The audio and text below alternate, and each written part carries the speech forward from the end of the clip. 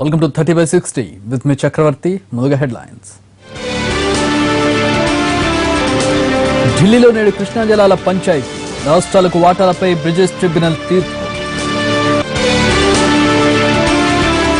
Revenue లోటు భర్తీపై GST council ఏకాభిప్రాయం. పన్ను రేటుపై ఇవాళ అరుణ్ జైట్లీ తుది నిర్ణయం. రబీ సాగు కార్యాచరణపై టీ సర్కార్ కసరత్తు. ఇరిగేషన్ ఉన్నతాధికారులతో సమీక్షించనున్న మంత్రి హరీష్. మాల్యా మొండి బకాయిల వసూలులో బ్యాంకులు. వేలానికి గోవాలోని కింగ్ ఫిషర్ విల్లా. తెలుగు రాష్ట్రాల్లో పెరిగిన పగటి ఉష్ణోగ్రతలు. విశాఖ ఏజెన్సీలో గిలిగింతలు పెడుతున్న చలి. కృష్ణా జలాల పంచాయతీకి మళ్లీ ఢిల్లీ వేదిక కాబోతోంది. ఈ నదీ జలాల పునః పంపిణీ తెలంగాణ, ఏపీ మధ్య జరగాల లేక రెండింటితో పాటు కర్ణాటక, మహారాష్ట్రల మధ్య జరగాల అనే అంశంపై బ్రిజేష్ కుమార్ ట్రిబ్యునల్ ఇవాళ తీర్పు ఇవ్వనుంది. దాదాపు ఏడాది కాలంగా ఈ ట్రిబ్యునల్ ఎదుట తెలంగాణ ప్రభుత్వం తన వాదనలు వినిపిస్తోంది. హేతుబద్ధంగా నీటి కేటాయింపులు జరగాలంటే 4 రాష్ట్రాల మధ్య కేటాయింపులు చేయాలని వాదిస్తోంది తెలంగాణ.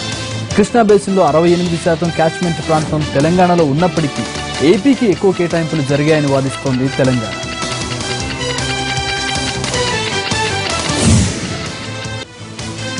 మొత్తం 811 టీఎంసీలలో ఏపీకి 512 టీఎంసీలు, తెలంగాణకు 299 టీఎంసీలను కేటాయింపులు చేసింది బచావత్ ట్రిబ్యునల్.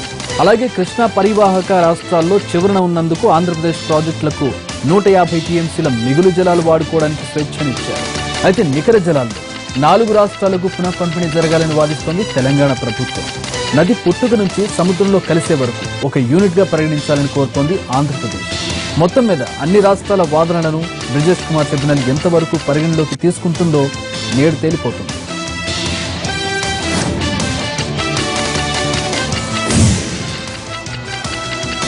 వస్తు సేవల చట్టాన్ని అమలు చేయడం వల్ల రాష్ట్రాలు కోల్పోయే రెవెన్యూను భర్తీ చేయడంపై జీఎస్టీ కౌన్సిల్లో ఏకాభిప్రాయం కుదిరింది. వచ్చే ఏడాది ఏప్రిల్ 1 నుంచి జీఎస్టీ చట్టం అమల్లోకి రానుండడంతో విధి విధానాలపై సుదీర్ఘంగా చర్చించింది కౌన్సిల్. కేంద్ర ఆర్థిక మంత్రి జైట్లీ అధ్యక్షతన జరిగిన ఈ సమావేశంలో కీలక అంశాలు చర్చకొచ్చాయి. జీఎస్టీ రేటు ఎంత ఉండాలనే దానిపై 5 ఆప్షన్లు కౌన్సిల్ ముందుకొచ్చాయి. దీనిపై నేడు తుది నిర్ణయం తీసుకుంటామంటున్నారు అరుణ్ జైట్లీ.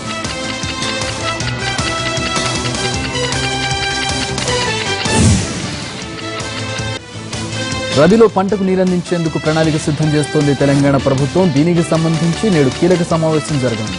జలసౌధలో చీఫ్ ఇంజనీర్లు, ఇతర అధికారులతో మంత్రి హరీష్ రావు సమావేశంలో చర్చించనున్నారు. రబీ పంటకు అవసరమైన కార్యాచరణతో సమావేశానికి రావాలని సూచించారు మంత్రి. దీనిపై కొద్ది రోజుల క్రితం irrigation special chief secretary Joshi, engineering chief, ఇతర అధికారులతో ఉన్నత స్థాయి సమావేశం జరిగింది. ఇప్పుడు రబీ పంటకు అవసరమైన సాగునీటి కార్యాచరణను జిల్లాల వారీగా, ప్రాజెక్టుల వారీగా సిద్ధం చేస్తున్నారు. అలాగే 2 విడతల్లో చేపట్టిన మిషన్ కాకతీయపై కూడా చర్చించనున్నారు. ప్రాధాన్యతాపరంగా ప్రాజెక్టులను పూర్తి చేయడంపై దృష్టి పెడుతోంది టీ సర్కార్.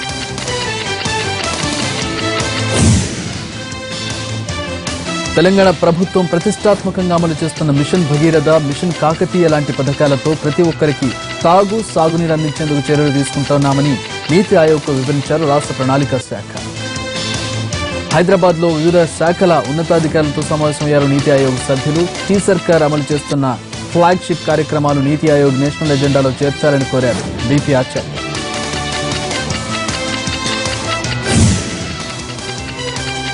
హైదరాబాద్ ఔటర్ రింగ్ రోడ్ బయట రీజనల్ రింగ్ రోడ్ ను 2 ఏళ్లలో పూర్తి చేయాలని ఆదేశించారు సీఎం కేసీఆర్. డిపిఆర్లు పూర్తయిన వెంటనే భూసేకరణ చేయాలన్నారు. అంతర్జాతీయ ప్రమాణాలతో తెలంగాణలో రహదారుల నిర్మాణం చేయాలని సూచించారు. ప్రమాదరహిత ప్రయాణమే లక్ష్యమన్నారు సీఎం.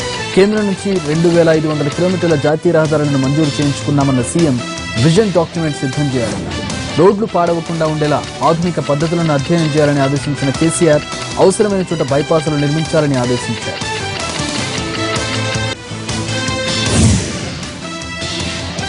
నాలుగు కొత్త అర్బన్ డెవలప్మెంట్ అథారిటీల ఏర్పాటుకు ఏపీ కేబినెట్ ఓకే చెప్పింది.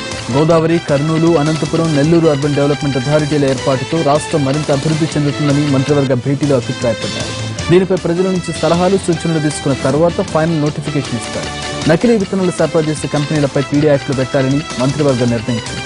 అలాగే ప్రసూతి ఆసుపత్రుల్లో బెడ్ల సంఖ్యను కూడా పెంచాలని సీఎం ఆదేశించారు.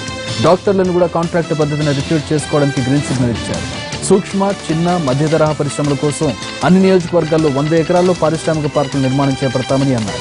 దోమలపై దండయాత్రకు కార్యాచరణ రూపొందించనున్నారు. కరువు, భూగర్భ జలమట్టం వంటి అంశాలపైన కేబినెట్లో చర్చించారు.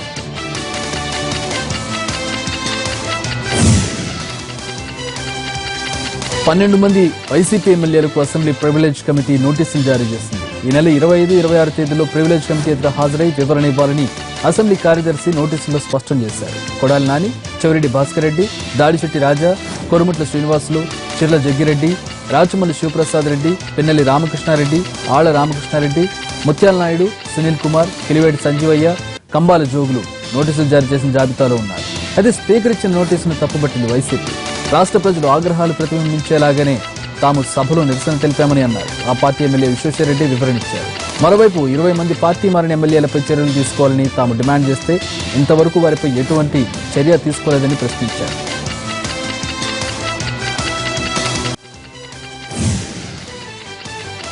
పదో షెడ్యూల్లో సంస్థల విభజన అంశం మళ్లీ మొదటికొచ్చింది. సుప్రీంకోర్టు తీర్పు ప్రకారం సంస్థలను పంపిణీ చేయాలంటూ ఏపీ అధికారులు కోరడంతో అందుకు నిరాకరించారు తెలంగాణ అధికారులు. సుప్రీం ఇచ్చిన ఆదేశాల్లో కేవలం ఉన్నత విద్యాశాఖ వరకు మాత్రమే ఉన్నాయన్నారు. దీనిపై రాతపూర్వకంగా సమాధానం చెబుతామన్నారు. మళ్లీ కేంద్రం దృష్టికి వెళ్లనుంది విభజన వివాదం. కేంద్రం మరో కమిటీ వేసే అవకాశం ఉన్నట్లు తెలుస్తోంది. లిక్కర్ కింగ్ విజయ్ మాల్యాకు చెందిన కింగ్ఫిషర్ విల్లాను ఇవాళ వేలం వేయనున్నారు. గోవాలో సముద్రం సమీపంలో ఉన్న ఈ భవనాన్ని స్టేట్ బ్యాంక్ ఆఫ్ ఇండియా ఆధ్వర్యంలో 17 మంది రుణదాతల కన్సార్టియం వేలానికి ఉంచింది. అత్యంత విలాసవంతమైన పార్టీలు ఇవ్వడానికి మాల్యా గతంలో ఈ విల్లాను ఉపయోగించేవారు.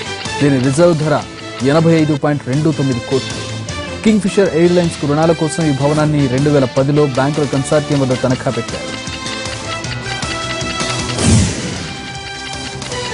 అమెరికా ఎన్నికల దగ్గర పడుతున్న సమయంలో కీలకమైన 3వ ప్రెసిడెన్షియల్ డిబేట్ జరగనుంది.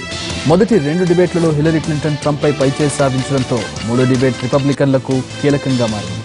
అయితే మీడియా హిల్లరీకి ఏకపక్షంగా మద్దతిస్తోందని ట్రంప్ ఆరోపిస్తున్నారు. కానీ మొదటి డిబేట్తో పోలిస్తే 2వ డిబేట్లో హిల్లరీ తడబడ్డంతో 3వ డిబేట్ అంత ఈజీ కాదని తెలిపింది.